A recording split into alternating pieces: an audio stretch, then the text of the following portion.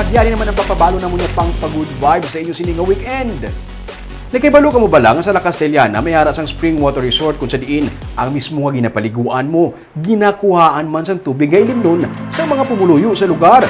Kag diri man nagahalin ang patubig sa iban pagid nga mga komunidad.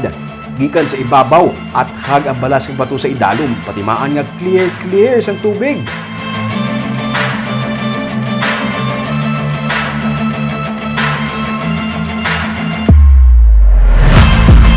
Aton inilagawan puas sa unang episode sang Season 2 sang Tripping ni Ruming nga mas gid pasadya, mas gid patahom, kag mas madamo pagid maka-enjoy bangod in Tagalog na, buwas at 10 a.m.